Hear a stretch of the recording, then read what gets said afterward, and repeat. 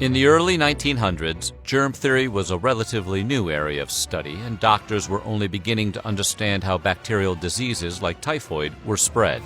At the same time, a poor Irish immigrant who worked as a cook for wealthy New York families was acting as a one-person super spreader, leaving a trail of sickness and death in her wake, which would forever earn her the name Typhoid Mary. Today, we're going to take a look at the true story of the woman called Typhoid Mary. When Mary Mallon was first quarantined in 1907, doctors determined she had already infected 22 people and caused the death of a young girl. By the time she was permanently quarantined in 1915, she had infected 51 people, at least 3 of whom had died. No asymptomatic carriers of typhoid had ever been identified at that time, so Mallon, who was always healthy, never believed she was the source of the outbreak.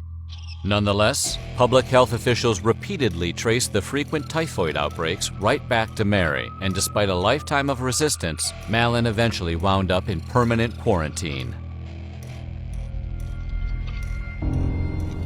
The first vaccine for typhoid was created in 1896. While it was a great help to soldiers who were at high risk of contracting the illness, it never became widespread enough to be of much value to the general public. So in the early 1900s, the disease was still extremely dangerous and had a mortality rate of about 10%. The symptoms of typhoid are not pleasant. 1 to 3 weeks after infection, a person suffering from typhoid typically contracted a dangerously high fever. This was quickly followed by nausea, vomiting, muscle pain, and headaches. Following that, a distinctive rash would appear on the victim's chest. If no treatment was administered by this point, the next phase would usually be intestinal bleeding, leading to blood clots under the skin. In some of the most dangerous cases, the abdomen would then be distended. In 1906, a homeowner whose family had endured a particularly violent and seemingly inexplicable outbreak of typhoid hired a New York State Department of Health sanitary engineer named George Soper to figure out what happened. Soper knew the incubation period of the Salmonella bacteria that causes typhoid was exactly 3 weeks.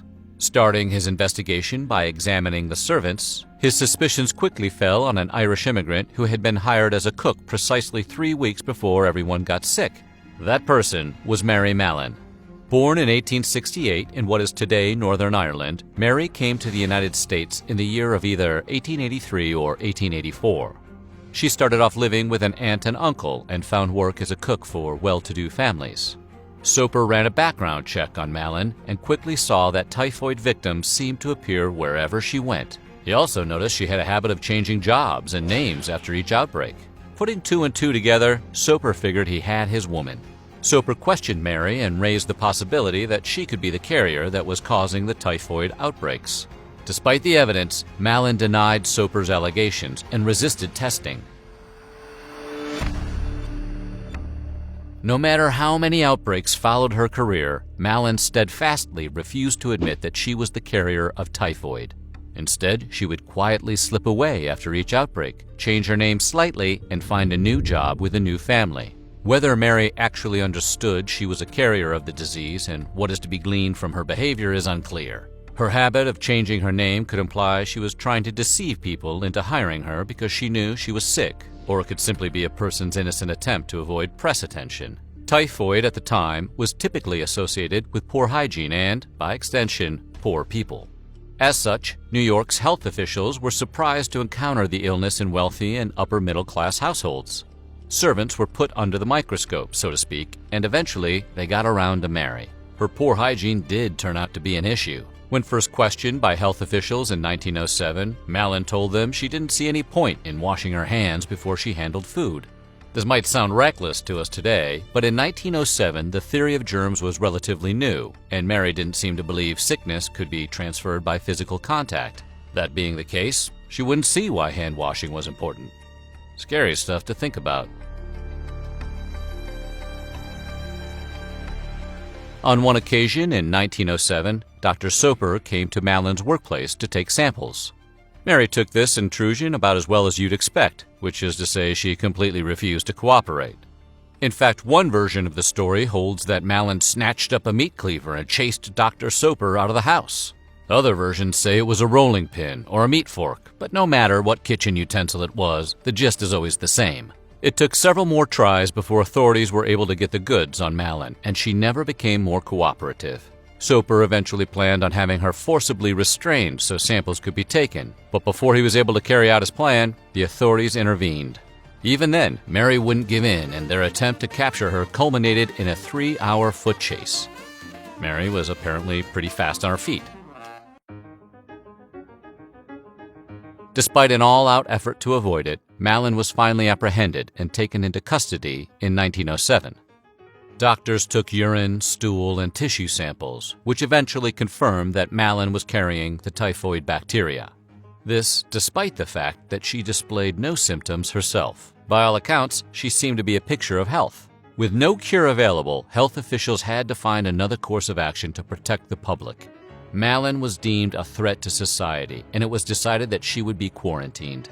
Though she fought every step of the way, she was eventually confined to a single-occupancy cottage at Riverside Hospital for Communicable Diseases, located on New York's North Brother Island.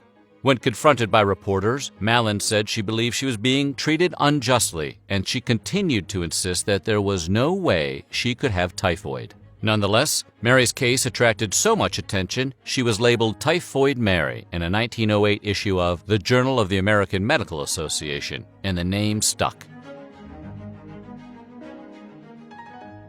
Mary Mallon wasn't America's first typhoid carrier, but she was the first asymptomatic carrier ever identified.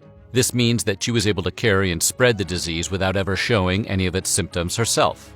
That sounds familiar. This was considered a hugely important scientific discovery. But that being the case, there was no existing protocol that addressed the situation. While the authorities did have the power to forcibly quarantine anyone who posed a threat to public health, and they knew Mary was somehow mixed up in all the typhoid outbreaks, they couldn't prove how or why she was involved. Mary didn't take kindly to the attention. She angrily claimed to be a victim of a government conspiracy, and at some points the public even seemed to agree with her. Regardless, authorities knew she had to be the carrier and were desperate to stop the trail of sickness and death she left in her wake. Scientists of Mallon's time were never able to figure out how she could carry the bacteria that caused typhoid without showing symptoms. But in 2013, a group of researchers at Stanford solved the riddle. To put it as simply as possible, the salmonella bacteria behind the spread of typhoid has the ability to hide in immune cells known as macrophages and hijack their metabolism for their own purposes. If this hijacking is successful, the person in question can spread the bacteria while themselves appearing healthy. In 1910, Mary Mallon was released from her first quarantine under the condition that she would never again work as a cook. She took a job doing laundry, but it didn't last long. She left the position after a short time and returned to cooking for families. The authorities got back on Mary's trail, but she managed to avoid them by frequently changing jobs and names. Finally, in 1915, Sloan Maternity Hospital in New York had an outbreak of 25 new typhoid cases. Mallon was discovered working there as a cook and was quickly arrested and returned to quarantine. By 1915, Mallon was infamously known to all as Typhoid Mary. She had been recaptured and placed back in quarantine at North Brother Island in New York. Her life there was not pleasant. Whether due to her intransigence with the doctors and staff or the facility's complete inexperience at handling cases like Mary's, it's known that she was treated inhumanely. The initial tests performed discovered that Mallon's gallbladder was riddled with salmonella bacteria. They wanted to remove the organ during her first quarantine, but she refused to allow it. They tried again during her second quarantine, and once again Mary managed to avoid the procedure. She wasn't able to avoid everything, though. Over her remaining years at the facility, doctors took over 160 biological samples from her body, all against her wishes. As if that wasn't indignity enough, Mallon was often shown off to journalists and interns as a specimen. When she wasn't being prodded or exploited, she was being neglected. As her interactions were severely limited by the doctors, she was only allowed to wash bottles in a laboratory.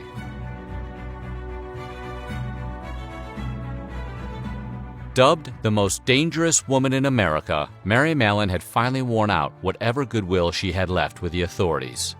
Deciding that she simply could not be trusted to give up cooking or follow any sort of prevention guidelines, New York State public health officials decided she had to be quarantined for the remainder of her life. That's right, for life. She spent her remaining years in virtual isolation at the quarantine cottage on North Brother Island. Mary died in 1938, and though reports on the matter conflict, it is believed she likely passed away from pneumonia. It's not known how many cases of typhoid she spread in her lifetime, but estimates suggest she caused no less than 51 cases, resulting in 3 fatalities. While the discovery of an asymptomatic typhoid carrier was big news in 1906, by the time Mary died in 1938, it was old hat. By that point, over 400 other healthy carriers had been identified. Yet, according to the surviving records, not a single one of these others received the same forced confinement that Mary Mallon did. The jarring discrepancy raised important philosophical questions about epidemic and public health protocols. Some began to wonder whether forcibly confining someone for the greater good of society at large was justifiable. Others pointed out that it was Mary's lack of honesty and refusal to cooperate that merited such severe treatment. These issues are still relevant in modern epidemiology.